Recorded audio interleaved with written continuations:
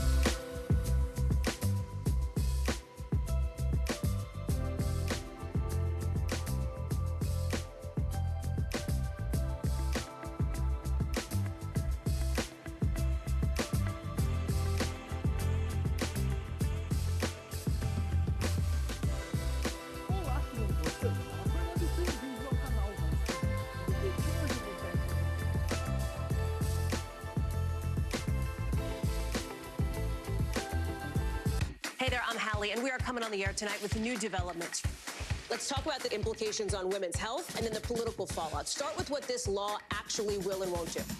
Cruise officials will do almost anything they can to get it back open ASAP. So how S is the P? In other words, how soon will it be open? I could keep talking till the Eiffel Tower starts sparkling. Now you've laid down the gauntlet, so we have to continue to speak until it starts to sparkle. It's sparkling. It's happening.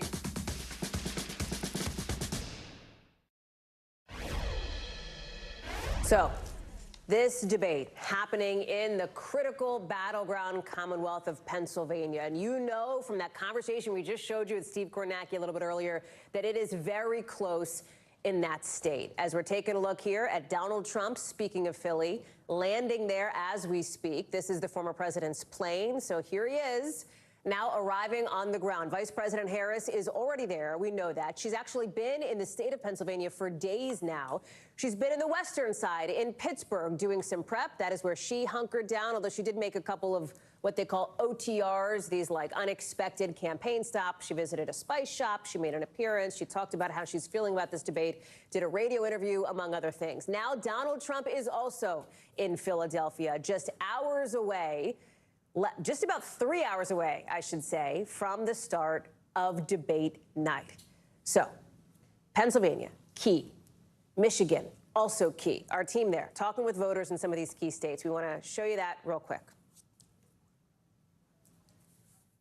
I hope that her performance tonight will show that she's the right candidate. I would actually like to hear Kamala's policies. She hasn't been very clear on anything. It's just, it seems like a celebrity campaign so far. You voted for Trump in the past, but it sounds like Vice President Harris has the ability to win your vote tonight. Yeah.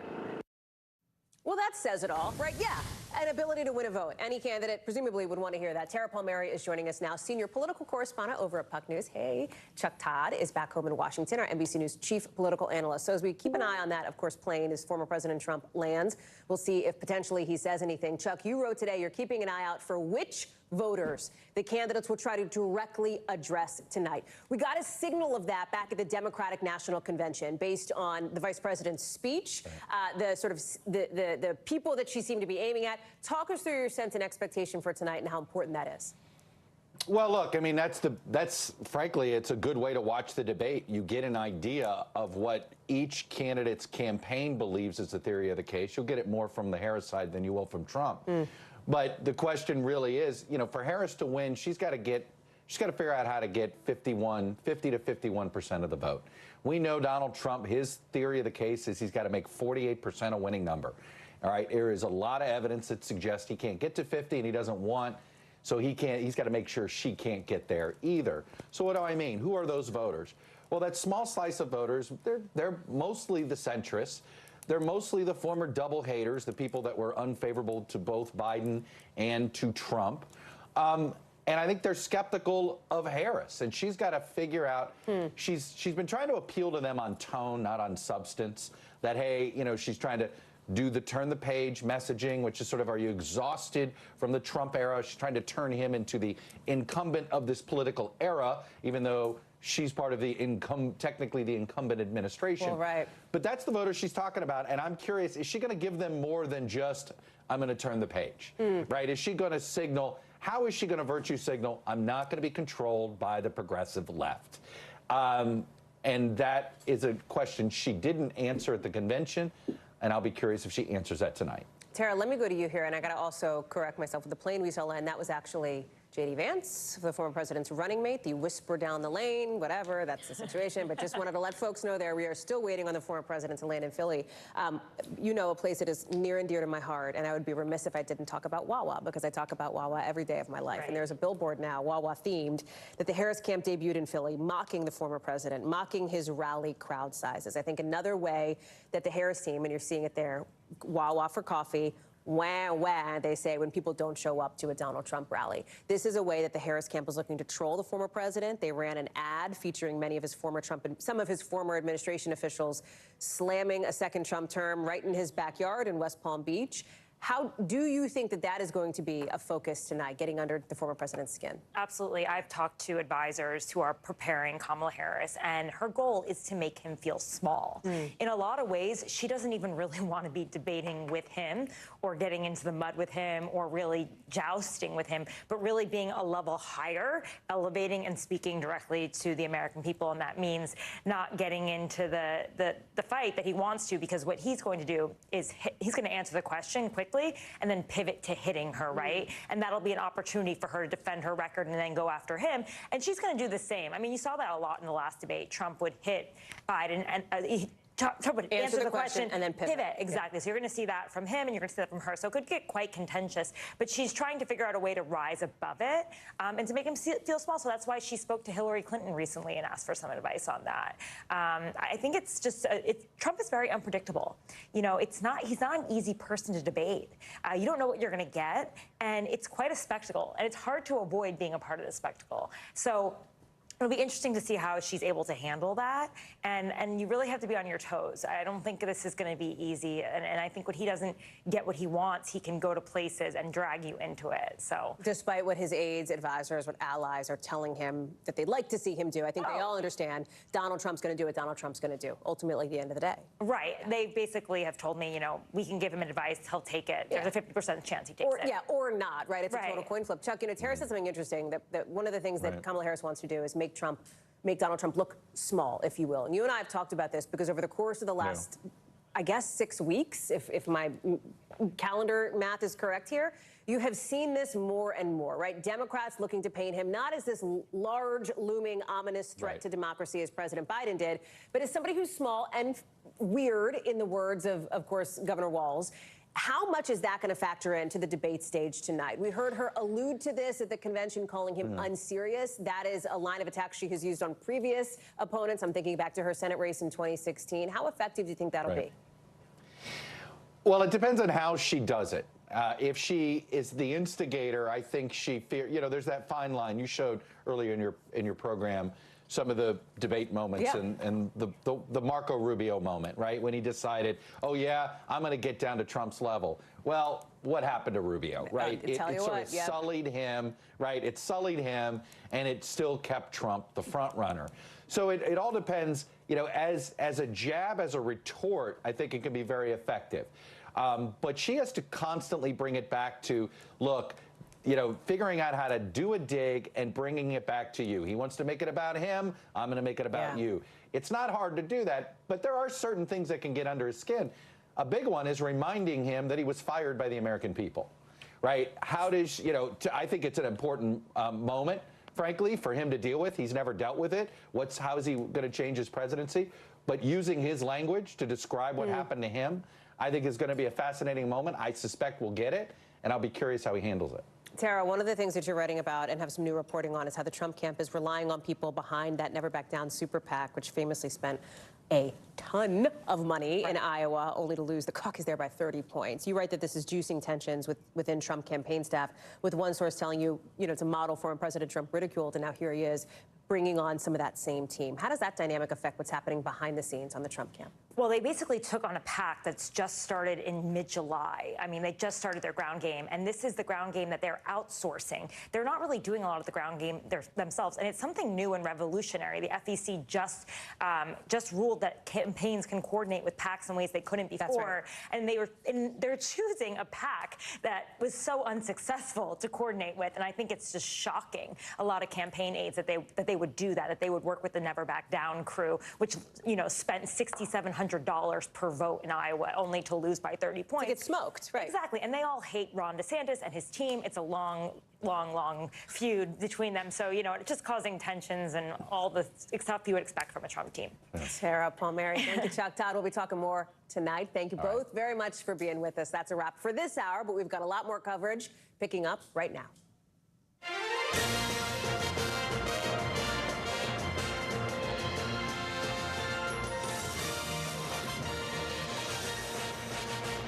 Hey there, I'm Hallie, and tonight we are going to see what may be the most critical moment of this 2024 presidential race, and the most critical moment yet, that first debate between Vice President Harris and former President Trump. Want to show you a live shot now. This is the spin room at Philadelphia's National Constitution Center, where backers of both candidates are going to come out before, they're going to come out after to say, hey, my person won. That's what we always see in these spin rooms. The actual venue, that is in a different location in Philadelphia, and that is where all the drama will be, with big questions about how the vice president and how the former president will try to define themselves and each other in front of a TV audience that could hit, 50 million, if June is any example. New polling shows this race in a virtual dead heat. It is a jump ball. It is basically deadlocked. Pick your cliche, but the race, it is real close. And 3 in 10 Americans say what happens tonight could help them make a decision on Election Day. I want to bring in our team of reporters covering every angle of it, and they will be doing that all night long. We'll get the Trump view from Dasha Burns in just a second, but I want to start with the perspective from the Harris campaign with Yamiche Alcindor, who is there. Talk about these final hours now before the debate. We just heard President Biden say he gave her some advice, didn't say what the advice was, but that she's feeling calm, cool, and collected. Walk us through what you're hearing from sources. Well, sources familiar with what Vice President Harris is doing in these last few hours tell me that she did a walkthrough here in Philadelphia, coming to the convention center, looking around to see the space where she's going to be debating former President Donald Trump in just a few hours. But she's really focused on sort of refining her message, making sure that she stays focused both on the idea that she really wants to introduce herself to voters, especially undecided voters who may be looking for specific things on what a Harris administration would look like. That means talking about policy, talking about her middle-class background, talking about the fact that she's a child of immigrants and how her worldview was shaped. But she also wants to get under Donald Trump's skin. She wants to bait him and really make him really lash out at her if possible, and maybe even use derogatory language to really show America what she thinks is a true Donald Trump. And she also thinks that he's going to lie profusely, so she wants to make sure that she gets him to stumble and mumble. But she's also focused on just keeping calm and not getting caught up in the personal attacks, Hallie. Mish, thank you very much. Dasha Burns, let me go to you now. And Dasha, what's been interesting here, the Trump campaign has long held that he doesn't really do prep. They're like, he does long rallies, he does these interviews, that's enough. That has not been the case this time around. He's done hours of what they're describing as policy sessions, which is its own form of prep, right? Maybe not a microphone, maybe not a mock lectern, maybe not the mock lighting, but it is still preparation nonetheless. Talk us through that dynamic and your late details here on the strategy for Mr. Trump heading into tonight. Yeah, look, he's long said campaigning is my prep, life is debate prep for me. But the last few days especially, he's been hunkered down at Mar-a-Lago, doing much more extensive prep for hours, going through potential questions. Not mock debates like Harris has been doing, but yeah, he's been focused in and tells our Garrett Haake that he's feeling great. He's happy with how his debate prep has concluded. The thing that his advisors have been pushing him to do across the board is focus more on policy than personal attacks. Try to tie Harris to the Biden administration as much as possible. Try to make the vice president accountable for some of the frustrations that voters are feeling, whether it's about the economy or immigration. The other thing that you're likely to see him try to do here tonight is to remind folks some of what Harris said, some of the positions that she held when she ran for president back in 2020, some views that were farther to the left than what she says she sees herself doing now if she were in the White House, trying to paint her as more liberal than those average down the middle swing voters would like to see. Hallie.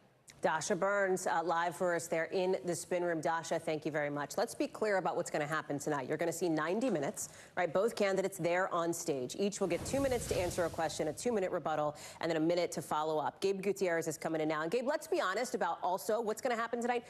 People will hear things that are not true.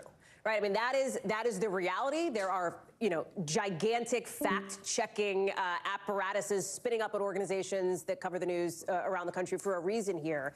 One of the things that may come up tonight, it also may not, is a conspiracy theory that Donald Trump's running mate has been spreading about migrants in Ohio, something police have debunked, something that has roots essentially in a racist stereotype. Walk us through this dynamic, because even late today, we're starting to hear more about this in the state of Ohio. Yeah, that's right, Hallie. Look, immigration will be a huge issue in this debate, whether or not this specific story comes up. But I will walk you through it. So there's this town in Ohio, Springfield, Ohio. It has a population about 58,000, according to the last census. Well, over the past couple of years, according to the governor, it has seen a huge influx of Haitian immigrants, about 15,000 or so. Now, yesterday, Ohio Senator J.D. Vance, he put something on social media that got a lot of attention. If we can put it up there on the screen. He said that reports now show that people have had their pets abducted and eaten by people who should not be in this country. Well, the Springfield police clarified that rather quickly. They put out their own statement saying there have been no credible reports or specific claims of pets being harmed, injured, or abused by individuals within the immigrant community. That prompted J.D. Vance today to post something else on social media, walking it back a bit. He said, it is possible, of course, that all of these rumors will turn out to be false. Now, Hallie, we just heard from city officials just within the past 2 hours or so, and the mayor says that that actual story, it originated in another town entirely. There was a woman who was arrested for animal cruelty, and then over the past couple of months, there has been a lot of talk in city commission meetings about this migrant influx. Just tonight, the governor is saying that he will send more state resources to Springfield and is calling on the federal government to do more, Hallie. Gabe Gutierrez, thank you very much for that. I want to take you back to Philadelphia now, because the stage is set. We know Florida Congressman, Republican Mike Waltz, is joining us now. He is in the spin room for the former president tonight. Congressman, thanks for being back with us. Yeah, sure. So you are obviously a longtime supporter of the former president, a supporter of his policies here. What is it that you are looking for from him tonight on what may be the biggest stage, the highest profile moment of this presidential campaign in all? Well, I think you're going to see a very clear contrast on what President Trump did for the economy, of course, pre-pandemic and the lockdowns that we had to impose, where every demographic across the board was at record low unemployment, that the border was the most secure that it had been, that in the Middle East, you had Iranian General Soleimani taken off the battlefield, Baghdadi, the head of ISIS, taken off the battlefield, ISIS relatively contained, Iran broke, and literally peace accords being signed on the White House lawn, and a military that was on its road, on the road to rebuilding. So I think you have those policies that were working, the border, the economy, the crime, foreign policy, contrasted with, we'll see which Kamala Harris shows up. Is it Vice President Harris that's going to take credit for Biden-era policies in the last 4 years, whether that's Afghanistan, the Middle East, or record inflation, or is she going to try to look forward? And I kind of like the nickname California Kamala, where you see progressive policies in place. You see rolling blackouts. You see record high taxes. Tech companies leaving in droves. They lost a member of Congress for the first time in California's history. Policy contrast, and it's going to be bright and clear, and the American people are going to see it for what it is. Of course, you mentioned Afghanistan. You're a member of the House Foreign Affairs Committee, former Green Beret, who served in Afghanistan. We saw that long-awaited House Afghanistan report come out. I've lost track of the days. Either way, it is very new. It is very much in the moment here. We've seen Democrats, we've seen the White House condemn it as partisan, as essentially cherry-picked, in the words of the Biden administration here. How much do you anticipate that coming up tonight from former President Trump? You alluded to the fact that you believe he's going to try to lash Kamala Harris to Joe Biden's policies. Yeah, there's been commentary on the timing of the report, but I would investigation until last year. Democrats ran the House in 2021 and 2022. There was no investigation launched. There were no sit-down interviews with those involved. There weren't even a series of hearings. There was nothing, silence. And I think the families, the veterans who sacrificed so much, the nation after 20 years of war, treasure, and blood over in Afghanistan deserved to understand better what went wrong. All those families, those Gold Star families are asking for, that we honored today with the Congressional Gold Medal, is an apology, an acknowledgement from Biden and Harris that things went wrong, that people will be held accountable, and that we'll learn lessons so that this will never happen again. But instead, they haven't gotten so much as a phone call in all of these years. I think that's a real disservice to them and to every veteran involved. If it comes up tonight, it is very likely that Vice President Harris will point to the fact that this withdrawal was initiated under former President Trump. But we also know that her team has told our team, sources close to her, that there is a sense that she may try to provoke him, essentially, in a way to highlight sort of some of those moments. You've also got this idea of age being a factor in a very different way that it was when we saw that last debate at the end of June with President Biden. Voters very clearly said they had concerns about the president's age and fitness for office. Now it is Donald Trump who is the generationally older candidate on stage. We know that the vice president is looking to position herself as that opportunity to turn the page. So what do you think the former president's going to do to try to combat that perception? Well, let me just address this notion that President Trump started the withdrawal. That is absolutely accurate, but both President Bush and Obama negotiated with the Taliban. The difference is the deal was conditional. His advisors came to him and said the Taliban have not lived up to 6 of the 7 tenets of the Doha Agreement. And he said, fine, deal's off. He left our base. He left our troops. He left our allies in our embassy. But had he withdrawn them, he would have pulled all of our civilian assets out before the military. Biden and Harris did the opposite. They pulled our military out and left Americans and our allies behind.